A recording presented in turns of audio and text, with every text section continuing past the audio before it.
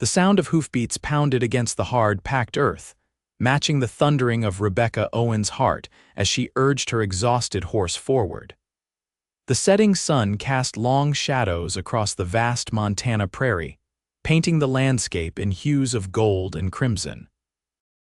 The year was 1882, and Rebecca was running out of options almost as quickly as she was running out of daylight. Her threadbare dress clung to her slender frame, a thin shawl doing little to protect her from the autumn chill. At 22, Rebecca had already weathered more storms than most faced in a lifetime. Now, with nothing but a small satchel of belongings and the fading hope of finding shelter before nightfall, she pressed on. "Just a little further, Penny," she whispered to the mare, her voice carrying on the wind. "There has to be something ahead." As if in answer to her plea, a structure appeared on the horizon. At first, Rebecca thought it might be a mirage, a trick of the fading light. But as she drew closer, the outline of a substantial ranch house took shape, accompanied by a large barn and several outbuildings.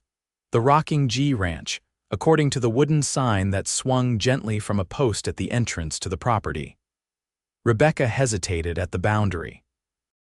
She was a stranger here, and the West was not always kind to those who arrived uninvited. But the alternative was spending the night exposed to the elements and whatever dangers lurked in the darkness. Gathering her courage, she guided Penny through the gate and approached the main house. The windows glowed with welcoming lamplight and smoke curled from the chimney, promising warmth within. Rebecca dismounted, her legs nearly buckling beneath her after hours in the saddle. She approached the door, raised her hand to knock, then paused as doubt assailed her. What would she say? What if they turned her away? Before she could retreat, the door swung open, revealing a tall man silhouetted against the light. "Can I help you, miss?" His voice was deep and surprisingly gentle, with a hint of curiosity rather than suspicion. Rebecca straightened her spine, summoning what dignity she could.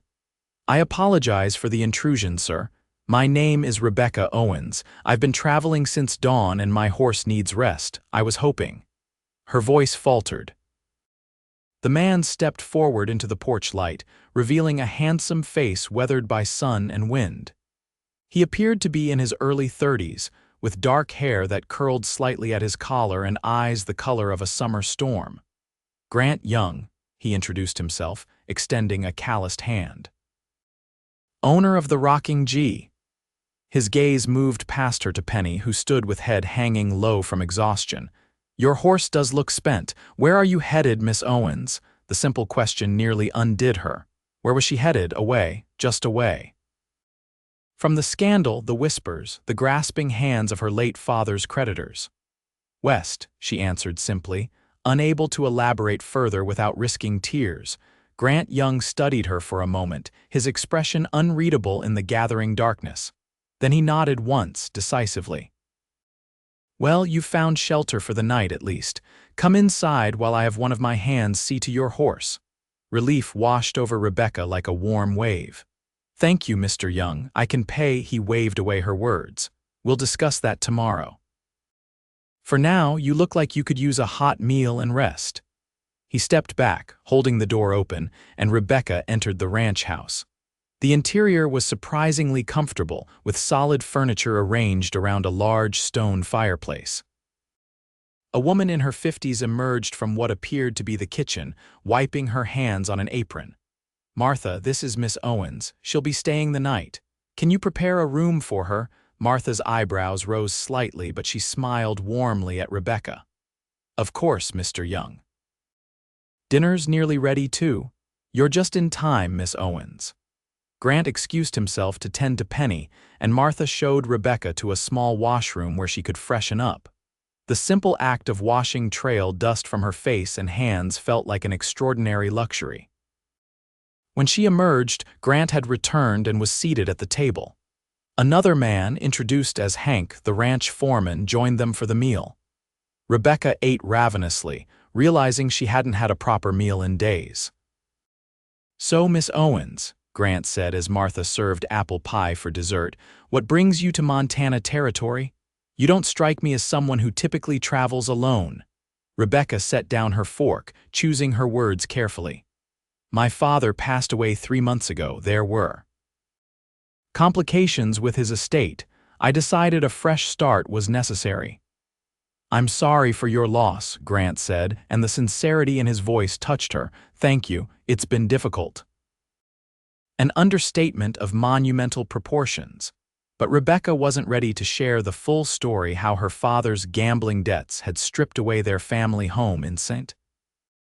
Louis, how his business partner had suggested an arrangement that would clear the debts if she agreed to marry him, despite his being 30 years her senior and notoriously cruel to his first 2 wives.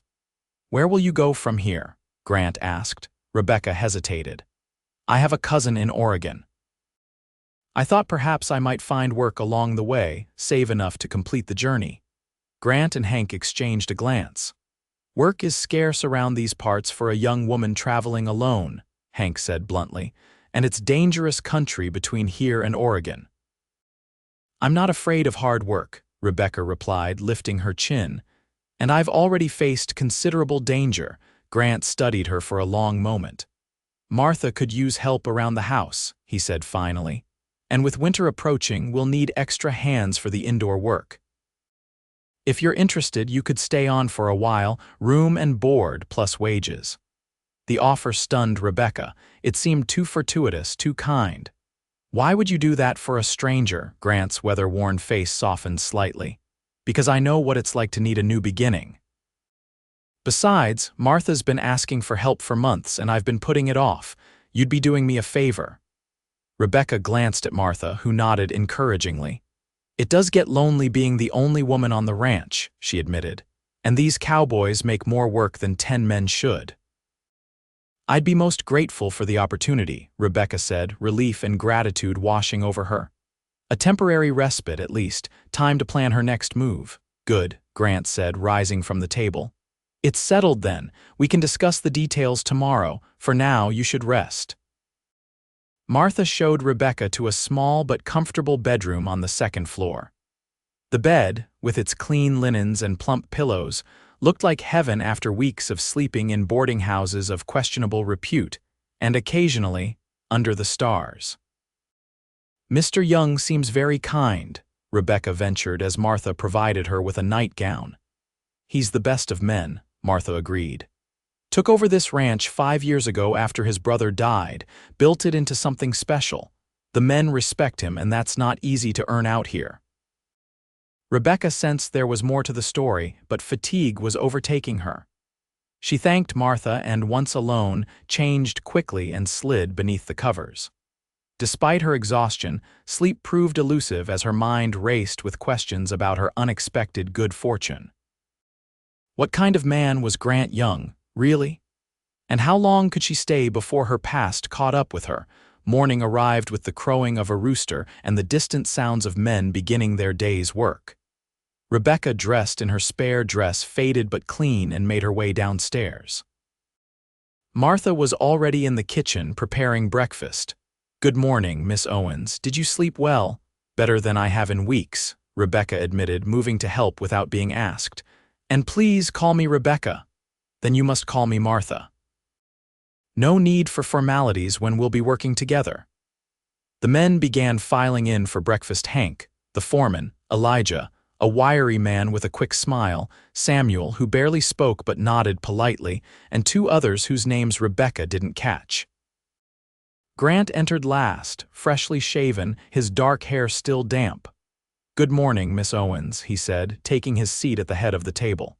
I trust you slept well. Very well, thank you, Mr. Young. Grant, please. After breakfast, while the men dispersed to their various tasks, Grant invited Rebecca to join him for a tour of the ranch. The rocking G was larger than she had initially realized, nearly 5,000 acres of prime grazing land, with a creek running through the eastern section. My brother started with just 500 acres, Grant explained as they walked. He had big dreams for this place. When he died, I promised him I'd make those dreams reality. It's impressive what you've accomplished, Rebecca said sincerely. It's a work in progress. Grant pointed toward a distant ridge. I'm hoping to acquire the land beyond that rise next spring. Old man Thornton's finally willing to sell. As they returned to the main house, Grant outlined Rebecca's duties, helping Martha with meal preparation, laundry, and general household management. The work would be substantial but not overwhelming, and the pay, while modest, was fair. "There's one more thing," Grant said as they reached the porch. He withdrew a small ring of keys from his pocket. "These are yours." Rebecca stared at the offering, confused. "I don't understand." "Keys to the house, the storeroom, and the small office inside. Martha has her own set, of course, but if you're to help run things, you'll need access." The gesture of trust left Rebecca momentarily speechless. "Mr. Young Grant, I don't know what to say. You hardly know me." Grant's expression was impossible to read. "I'm a good judge of character, Miss Owens. I believe you're a woman of integrity who's fallen on hard times. The keys are practical, nothing more." But it felt like more to Rebecca. Much more. In the weeks following her father's death, she had been treated with suspicion, disdain, and occasionally predatory interest. Grant's simple act of trust was a balm to her wounded spirit. "Thank you," she said, accepting the keys. "I won't let you down." The days fell into a rhythm as autumn deepened toward winter. Rebecca rose early each morning to help Martha prepare breakfast for the ranch hands. The work was constant but satisfying, baking bread, preserving the last of the garden's harvest, washing and mending clothes. Grant was often absent during daylight hours, riding out with the men to check on the cattle, repair fencing, or conduct business in the nearby town of Prosperity. But evenings found him at the dinner table, sometimes engaged in conversation with Hank about ranch matters, other times listening attentively as Rebecca read aloud from one of the books in his modest library. She learned that Grant had been a schoolteacher in Pennsylvania before coming west to join his brother. His education was evident in his speech and in the collection of books that filled the shelves in his study: Shakespeare, Dickens, Whitman, and volumes on agriculture, animal husbandry, and Western expansion. "You miss teaching?" she asked one evening as they sat by the fire, the other men having retired to the bunkhouse. "Sometimes," Grant admitted, his gaze fixed on the dancing flames. "There's a different kind of satisfaction in helping young minds grow, but this land gets in your blood. I couldn't leave it now." "Your brother must have been very persuasive to lure you away from your profession." A shadow crossed Grant's face. "James was always the adventurous one. I was content with my books and my classroom. But when he wrote about the vastness of the sky out here, the freedom of it all, I had to see for myself. And then you stayed. Then I stayed." He looked up, meeting her eyes. "What about you, Rebecca? What did you leave behind in St. Louis?" The direct question caught her off guard. She had shared little of her past during her time at the ranch, and Grant had respected her reticence. "Nothing I wish to reclaim," she answered honestly. "My mother died when I was 16. My father was changed by her loss. He sought comfort in gambling and drink. By the time he died, there was nothing left of the life we'd built." Grant nodded, seeming to understand what she wasn't saying. "And this cousin in Oregon?" Rebecca hesitated. "A distant relation. I've never met her, but she was kind enough to respond to my letter after my father's death. She offered a place to stay until I could establish myself. Yet you're in no hurry to continue your journey." It wasn't a question, but Rebecca answered anyway. "The Rocking G has been an unexpected haven. I'm grateful for the respite." Grant studied her for a long moment, his expression thoughtful. "Winter's coming. The passes will be treacherous soon. You'd be wise to wait for spring before attempting to reach Oregon." Relief washed over her. "If you're certain I'm still needed here." "You are," Grant said firmly. "More than you know." The first snow came in late November, transforming the landscape overnight. Rebecca woke to a world of pristine white, the familiar contours of the ranch rendered new and magical. The pace of life slowed with the onset of winter. The cattle had been moved to sheltered pastures closer to the ranch buildings, and the men's work shifted to maintenance tasks that could be performed despite the weather. Christmas approached, bringing with it a festive spirit that surprised Rebecca. Martha enlisted her help in decorating the house with pine boughs and red ribbons. The men returned from a hunting expedition with a magnificent elk, ensuring a proper Christmas feast. On Christmas Eve, after a dinner that left everyone pleasantly stuffed, Grant presented Rebecca with a package wrapped in brown paper and tied with string. "What's this?" she asked, genuinely surprised. "Open it and see," he urged, a rare smile softening his features. Inside was a beautiful leather-bound journal and a fountain pen. "I noticed you writing on scraps of paper," Grant explained. "Thought you might appreciate something more substantial." The thoughtfulness of the gift touched Rebecca deeply. "It's perfect," she said, running her fingers over the smooth leather. "Thank you." She had only a modest gift to offer, in return a hand-knitted scarf in a rich blue that she hoped would complement his eyes. Grant accepted it with such genuine appreciation that Rebecca felt a warm glow spread through her chest. Later, as the men retired to the bunkhouse and Martha to her room, Rebecca found herself alone with Grant by the fire once more. "I have something else for you," he said, reaching into his pocket. He withdrew a small velvet pouch and handed it to her. Rebecca opened it carefully, gasping when a delicate silver locket slid into her palm. "Grant, this is too much. It was my mother's," he said quietly. "I've had no one to give it to until now." The significance of the gesture wasn't lost on Rebecca.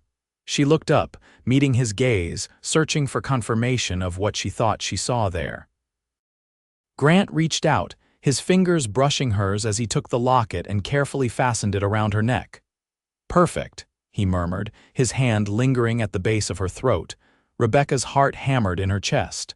The attraction she had been fighting for weeks surged to the surface. Grant was everything she had ever wanted in a man: kind, intelligent, strong without being domineering. But she had secrets, burdens she hadn't shared. The moment was shattered by a pounding at the door. Grant tensed, instantly alert. "Stay here," he instructed, moving to answer the summons. He returned moments later with Elijah, whose face was grim. "Cattle rustlers," Elijah explained breathlessly. "Samuel spotted them moving a small herd through the north pasture." Grant's expression hardened. "How many?" "4, maybe 5 men. They've got about 20 head. "Wake the others," Grant ordered. "We ride in 10 minutes." Rebecca stood, alarm coursing through her. "Is that wise? In this weather, in the dark?" "We can't let them get away with it," Grant said, already reaching for his coat and gun belt. "If we don't stop them now, they'll be back for more." She wanted to argue but knew it would be futile. Instead, she helped him gather supplies: ammunition, bandages in case of injury, a flask of whiskey for warmth. "Be careful," she urged as he prepared to leave. "Please." Grant paused, looking down at her with an intensity that made her breath catch. "I'll return by morning," he promised. Then, in a move that surprised them both, he bent and pressed a swift kiss to her forehead before striding out into the night. The hours that followed were among the longest of Rebecca's life. She and Martha kept vigil by the fire, jumping at every sound. Outside, the wind howled, driving fresh snow against the windows. "They'll be all right," Martha said, though her worried expression belied her confident words. "Grant knows this land better than anyone. What about the rustlers? Are they common in these parts?" Martha sighed. "More common than they should be. Times are hard and cattle represent quick money for those willing to steal." "Has Grant confronted rustlers before?" "Once or twice." Martha hesitated. "There was an incident last spring. Grant took a bullet in the shoulder." Rebecca's heart constricted at the thought. He never mentioned it. He wouldn't. Grant's not one to dwell on past troubles. The night stretched endlessly, but finally, as dawn broke, they heard the sound of horses approaching. Rebecca rushed to the door, flinging it open to see Grant and his men returning, their faces etched with exhaustion but otherwise unharmed. Relief flooded through her as Grant dismounted, handing the reins to Samuel. His eyes found hers immediately, and the tension in his shoulders seemed to ease at the sight of her. "You're safe," she breathed as he reached the porch, as promised. He looked beyond her to Martha. Coffee would be welcome. It's bitter cold out there. Inside, as the men warmed themselves by the fire, Grant explained what had happened. They had tracked the rustlers to a makeshift camp, surprised them, and recovered the stolen cattle. 2 of the thieves had been captured and would be taken to the sheriff in Prosperity when the weather cleared. The others had escaped into the night. "You should rest," Rebecca told Grant when the others had gone to the bunkhouse to sleep. "You've been up all night." "Soon," he agreed, though he made no move to leave. Instead, he reached for her hand, drawing her closer. "I thought of you out there in the dark. It gave me strength." The simple admission touched Rebecca deeply. "I was so worried," she confessed. "When Martha told me about what happened last spring," Grant's expression darkened slightly. "That was different. I was alone then. And now," his eyes held hers, intense and unwavering, "now I have someone to come back to." The words hung between them, laden with meaning. Rebecca felt a powerful longing to move into his arms, to confess the feelings that had been growing within her for weeks. But caution held her back. There was still so much Grant didn't know about her. "You should sleep," she said finally, reluctantly withdrawing her hand from his. "We can talk later," Grant nodded, understanding in his eyes. "Later," he agreed. January brought relentless snow and bitter cold. The ranch settled into the quieter rhythms of deep winter. Grant spent more time indoors, catching up on correspondence, planning for spring, and teaching Rebecca about the business side of running a cattle ranch. She proved an apt pupil, her quick mind and attention to detail impressing him. "You have a natural head for figures," he remarked one afternoon as they reviewed the books together. "My father insisted I learn," Rebecca explained. "He said a woman should understand business matters even if society disagrees. A progressive view." "He wasn't always the man he became after my mother died," Rebecca said softly. "There was a time when he was wise and kind like you." Grant looked up, surprised by the comparison. "You think me kind?" "The kindest man I've ever known," she answered honestly. "You took in a stranger, gave her work, purpose, safety. That's a rare quality, especially out here." A dusting of color appeared on Grant's tan cheeks. "It wasn't entirely selfless," he admitted. "I've enjoyed having you here, Rebecca, more than I can properly express." The atmosphere in the small office grew charged with unspoken feelings. Rebecca became acutely aware of Grant's proximity, of the warmth radiating from his body, of the scent of him clean soap, leather, and something uniquely his own. "Grant, there are things about me, about my past, that I haven't told you. We all have pasts," he said gently. "What matters to me is who you are now, here in this moment. But if you knew, whatever it is, Rebecca, it won't change what I feel for you." The declaration, simple and direct, stole her breath. "What you feel for me?" Grant set aside the ledger, turning to face her fully. "Surely you must know, I've tried to be patient, to give you time, but my feelings grow stronger each day. I find myself watching for you each morning, missing you when you're not in the room, thinking of ways to make you smile." Rebecca's heart soared at his words, even as fear gripped her. "I'm not free, Grant," his expression faltered. "You're married?" "No, nothing like that." "But the circumstances of my departure from St. Louis." She took a deep breath. "My father owed a substantial debt to his business partner, Edward Reynolds. After father died, Reynolds offered to forgive the debt if I would marry him." Understanding dawned in Grant's eyes. "And you refused." "I did. He was not a good man, Grant. His previous wives—" She shuddered. "One died under suspicious circumstances. The other fled in the night, leaving everything behind. When I rejected his proposal, he became threatening. He said he owned me, that he would find me wherever I went." "And you believe he's still looking for you?" "I know he is. I received word in the last town before I reached your ranch. A telegram from my father's former clerk, warning me that Reynolds had hired men to find me." Grant's jaw tightened. "No wonder you were so desperate that night you arrived." "I should have told you sooner. I've put you and everyone at the Rocking G at risk by staying." "No." Grant's voice was firm. "You've done nothing wrong, Rebecca. This man, Reynolds, he's the wrongdoer. And if he or his men ever come here, they'll find more than they bargained for." The fierce protectiveness in his tone both comforted and concerned Rebecca. "I don't want anyone hurt because of me, and I don't want you living in fear."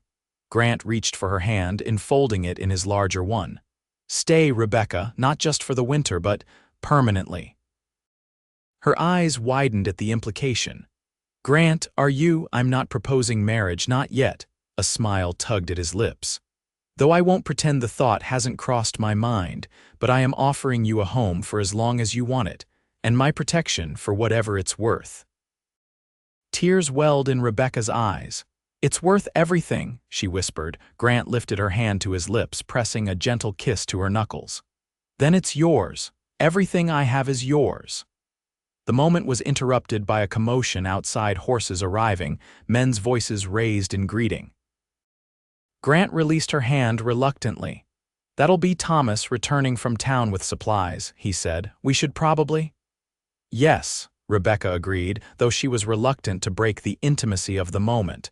"We should go see what news he brings." Thomas, a weathered cowboy in his 40s, had indeed returned with supplies and mail. But he also brought news that cast a shadow over the ranch. "Strangers in town," he reported as they gathered in the kitchen.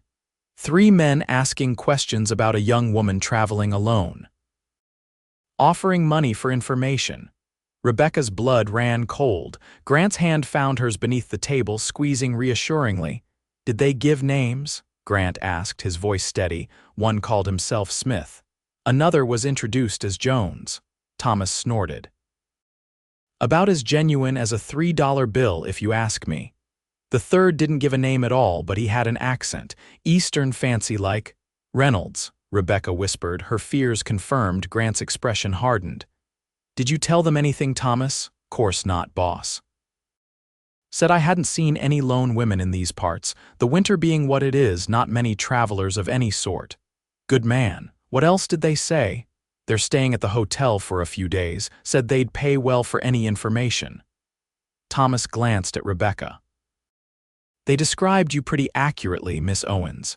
Right down to that birthmark on your wrist." Rebecca unconsciously covered the small heart-shaped mark with her other hand. Only someone who knew her well would be aware of it. "It's him," she said, fear evident in her voice. "Reynolds must be with them." Grant stood, his decision made. "Hank, I want extra men on watch tonight. Thomas, you're exhausted. Get some rest, then I want you to ride to the Nelson place and the Fitzgeralds. Warn them about these men, ask them to send word if they see anything suspicious." "What about me?" Rebecca asked. "Should I leave, draw them away from the ranch?" "Absolutely not," Grant said firmly. "You're safest here, surrounded by men who will protect you. Besides, the weather's still too dangerous for long travel." "But if they come here, let them come," Grant said, his voice hard. "This is my land. They have no authority here." The tension at the ranch remained high in the days that followed. The men took turns standing watch, and no one rode out alone. Rebecca felt the weight of responsibility heavily, hating that she had brought danger to people who had shown her nothing but kindness. A week passed with no sign of Reynolds or his men. Then another. The vigilance began to ease slightly as February arrived with a brief thaw.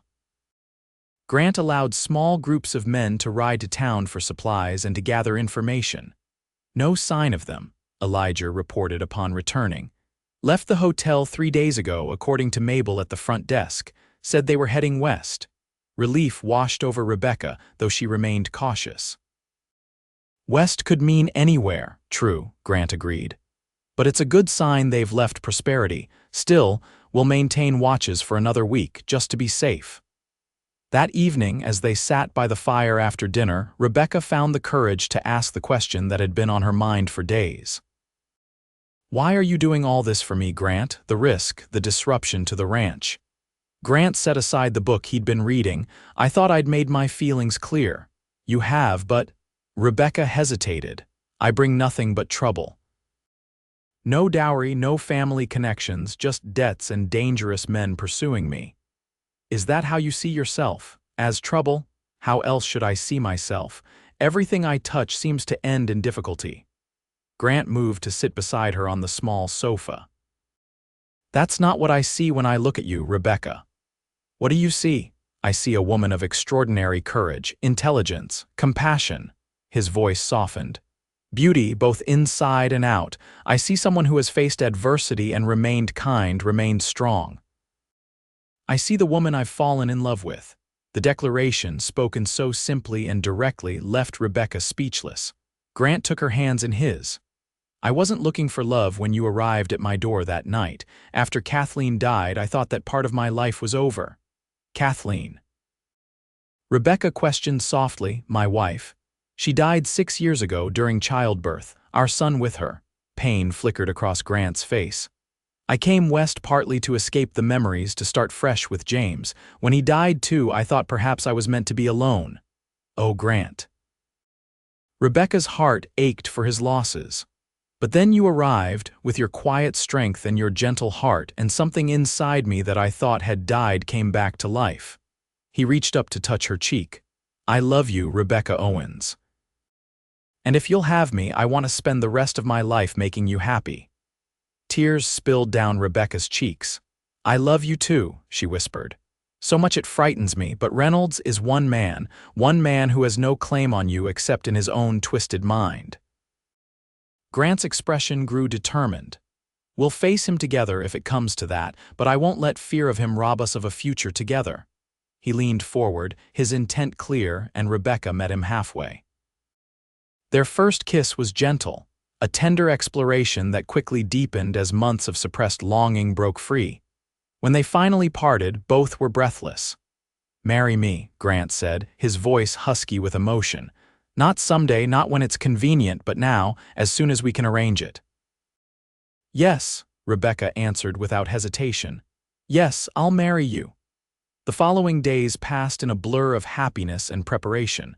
Martha was delighted by the news, and the ranch hands offered hearty congratulations.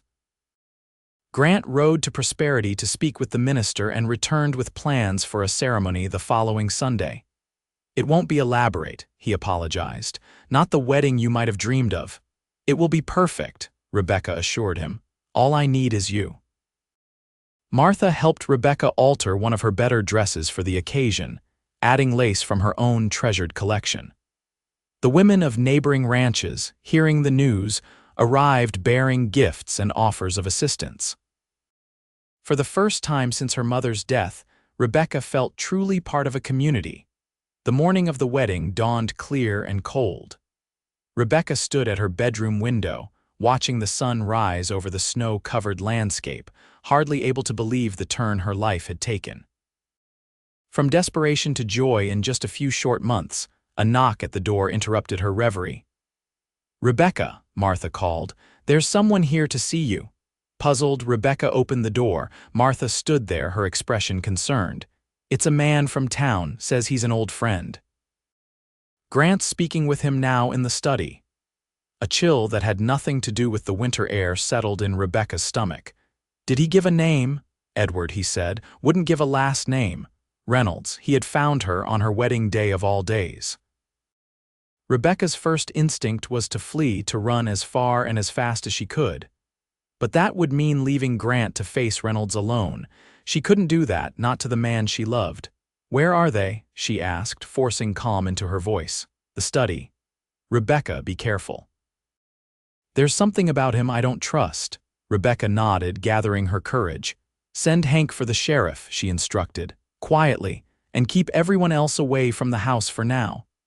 She made her way downstairs, her heart pounding. The door to the study was closed. She paused outside, listening. Don't care what you think you're owed, Grant was saying, his voice hard. Rebecca is free to make her own choices, and she's chosen to stay here with me. How touching. The voice that responded was cultured, cold, and instantly recognizable to Rebecca. But I'm afraid Miss Owens doesn't understand her situation fully. Her father signed a contract for gambling debts obtained under duress with the promise of his daughter as payment. Grant's disgust was palpable. No court would uphold such an arrangement. Perhaps not. But I have other means of enforcing my claim. The threat in Reynolds' voice spurred Rebecca to action. She pushed open the door, entering the study with her head held high. Hello, Edward, she said, surprised by the steadiness of her own voice. Edward Reynolds was much as she remembered a tall, thin man in his 50s, impeccably dressed, with cold eyes and a thin-lipped smile that never reached them. He turned at her entrance, his expression a disturbing mixture of triumph and possessiveness. "Rebecca, how lovely you look." "Ready for a wedding, I see." His gaze raked over her, taking in the simple white dress she wore. "Though not the one you agreed to." "I never agreed to marry you," Rebecca said firmly. "You tried to coerce me, using my father's debts as leverage, debts that remain unpaid." Reynolds took a step toward her. Grant moved immediately, placing himself between them. "Those debts died with her father," Grant stated, "and even if they didn't, they're not Rebecca's responsibility." Reynolds smiled thinly. "The law might disagree."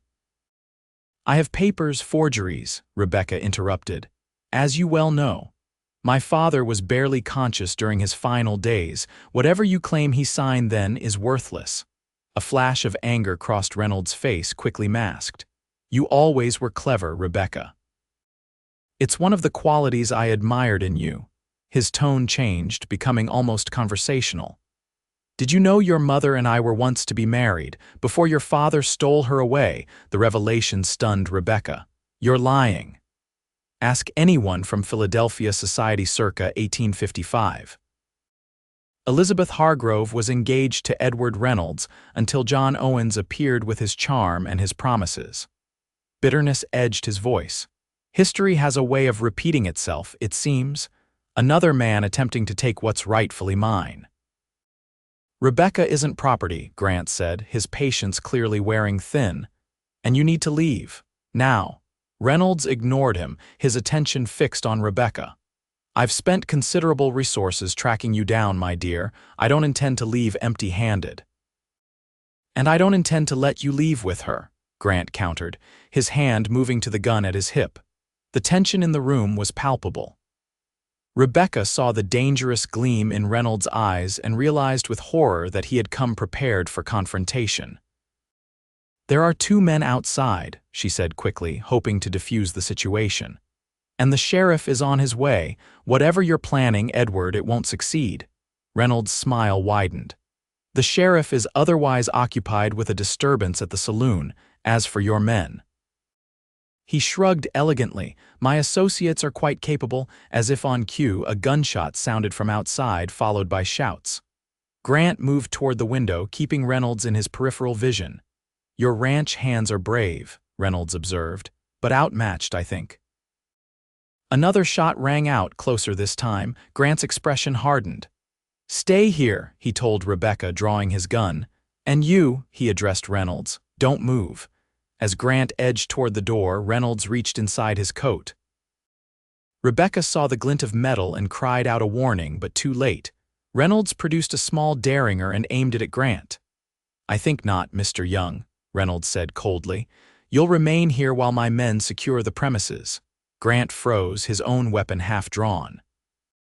"You won't get away with this. I already have."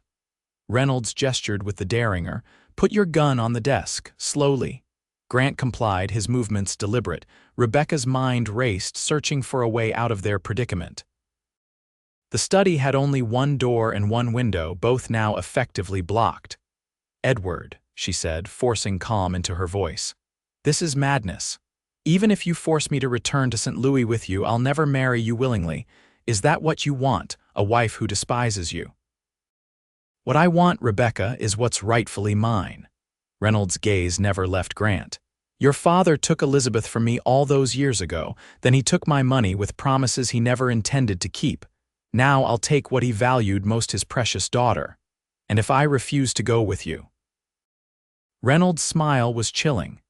"Then Mr. Young here will die and you'll still come with me. The choice is yours." The cruelty of the ultimatum stole Rebecca's breath.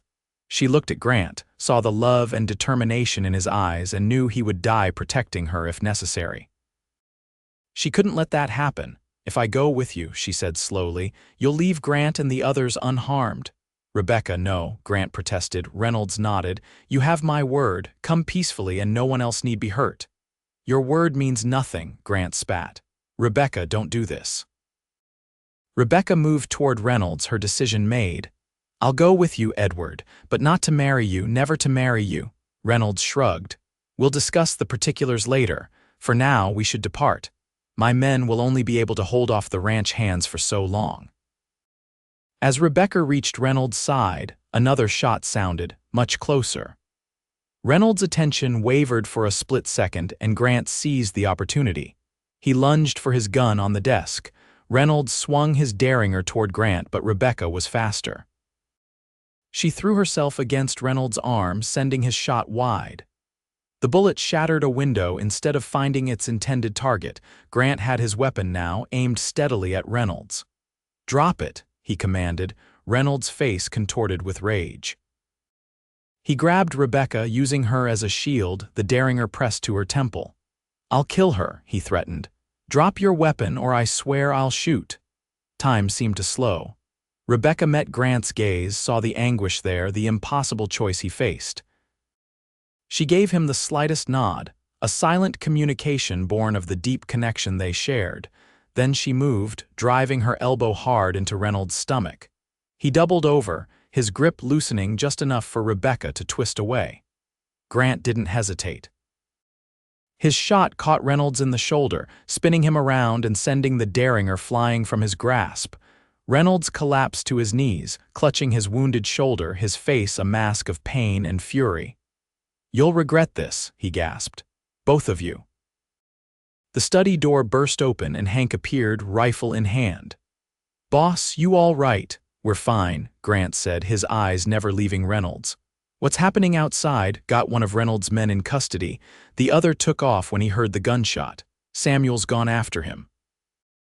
"And the sheriff, on his way, should be here any minute." Grant nodded, finally lowering his weapon. He moved to Rebecca, pulling her into his arms. "Are you hurt?" She shook her head, trembling with delayed shock. "No, I'm fine." He pressed his forehead to hers. "Don't ever scare me like that again."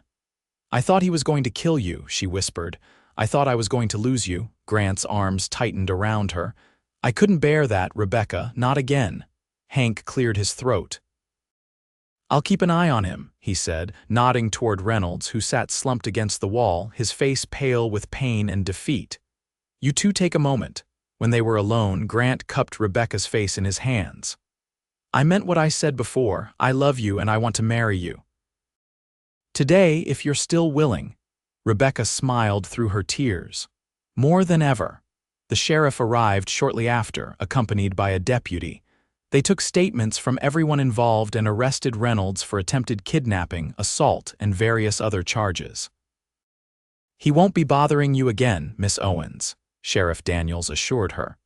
"Between the charges here and the ones waiting for him back in Missouri, seems he's wanted for financial fraud there. He's looking at many years behind bars." Relief washed over Rebecca. For the first time in months, she felt truly free. Despite the morning's drama, the wedding proceeded as planned that afternoon. The ranch hands had quickly spread word that all was well, and the invited guests arrived as scheduled. The small ranch chapel, built by Grant's brother years earlier, was filled with friends and neighbors. Rebecca wore her white dress, now hastily mended where it had torn during the struggle with Reynolds. Martha had woven wildflowers into her hair, and Grant had presented her with his mother's wedding band, a simple gold circle that fit perfectly. As they stood before the minister, exchanging vows, Rebecca felt a sense of homecoming unlike anything she had experienced before. This man, this place, this was where she belonged.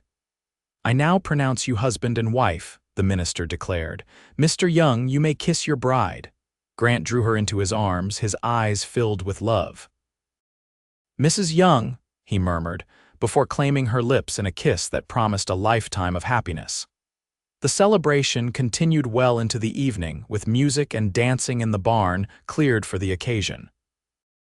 As Rebecca danced with her new husband, she marveled at the journey that had brought her to this moment. "Happy?" Grant asked, his arm secure around her waist. "Completely," she answered truthfully. "Though I still can't quite believe it's real." "Believe it." He pulled her closer. "You're home now, Rebecca. For good." Later, as they stood on the porch of the ranch house their home watching the last guests depart, Grant wrapped an arm around her shoulders. "When you first arrived, I gave you the keys to the ranch," he reminisced. "But I think even then you already had the key to something far more valuable." "What's that?" Rebecca asked, though she thought she knew the answer. Grant placed her hand over his heart. "This. It's been yours from almost the first moment. The ranch, the land, they're just things. Important things, yes, but nothing compared to what I feel for you." Rebecca leaned into his embrace, overwhelmed by gratitude and love. "I never thought I'd find this," she confessed. "After everything that happened in St. Louis, I was just running, surviving. I never imagined I'd find a home. A family. That's what we are now," Grant said softly. "A family, and whatever comes, we'll face it together." As they stood there, watching the stars emerge in the vast Montana sky, Rebecca reflected on the strange and wonderful path that had led her to this place. She had arrived desperate and alone, with nothing but a worn satchel and a tired horse. Grant had given her the keys to his ranch as a practical gesture of trust, but in doing so, he had opened the door to a life she had never dared to imagine. And she had found in this strong, gentle man a heart that matched her own, a heart that had been waiting for her, perhaps all along. Spring came to the Rocking G Ranch with a riot of wildflowers and new calves. The land, renewed after winter's sleep, stretched green and promising under an endless blue sky. Rebecca stood on the porch, watching Grant work with a young horse in the corral. The past months had brought changes to both of them, a deepening of their love, a strengthening of their partnership, a building of their future together. Reynolds had been sentenced to 15 years in prison, his financial empire crumbling as his misdeeds came to light. Rebecca had written to her father's former clerk, thanking him for his warning and inviting him to visit the ranch if he ever traveled west. He had responded with congratulations on her marriage and news that her father's debts had been officially cleared, Reynolds' claims invalidated by the courts. "What are you thinking about?" Grant asked, coming up behind her and wrapping his arms around her waist. Rebecca leaned back against his chest, savoring his strength and warmth. "How lucky I am. How different things might have been if I hadn't stopped at the Rocking G that night." "Not luck," Grant corrected gently. "Providence. You were meant to find your way here to me." She turned in his arms, looking up at the face she had come to know so well, the weather-lined brow, the kind eyes, the mouth that could move from stern to tender in an instant. "I have something to tell you," she said, suddenly nervous despite her certainty that the news would bring him joy. Grant's expression grew concerned. "Is everything all right? Everything is perfect." She took his hand, placing it over her still flat stomach. "We're going to have a baby, Grant." "In the fall." For a moment he stood perfectly still, his eyes wide with wonder and a hint of fear. Rebecca understood that fear, knew it stemmed from his past loss, the wife and child who had died. "A baby," he whispered finally. "Our baby. Are you happy?" In answer, Grant lifted her off her feet, spinning her in a circle that made her laugh with surprise and delight. "Happy doesn't begin to describe it," he said when he set her down again. "Overjoyed, terrified, grateful beyond words." "I'm a little frightened too," Rebecca admitted. "But Martha says Dr. Peterson in Prosperity is excellent and she's delivered hundreds of babies safely." "We'll take every precaution," Grant promised, "and pray for God's protection. But Rebecca," he cupped her face in his hands, "this child is a blessing no matter what fears we may have. Our family growing." The tenderness in his voice brought tears to her eyes. "I love you, Grant Young, and I love you, Rebecca Young, more with each passing day." As they stood together on the porch of the home they shared, the future stretching before them like the vast Montana sky, Rebecca felt a completeness she had never known was possible. Once, she had been a desperate woman with nowhere to turn. Now she was a wife, soon to be a mother, rooted in love and belonging. Grant had given her the keys to his ranch that first night, a practical gesture from a practical man. But along the way, he had given her something far more precious, his heart, fully and without reservation. and she had given hers in return, creating a bond that would endure through whatever life might bring. The Rocking G was more than a ranch now. It was the foundation of their future, the place where their love had blossomed, where their children would grow. It was home in every sense of the word. And as Rebecca Young looked out over the land that had become so dear to her, she knew with absolute certainty that she had found exactly where she was meant to be.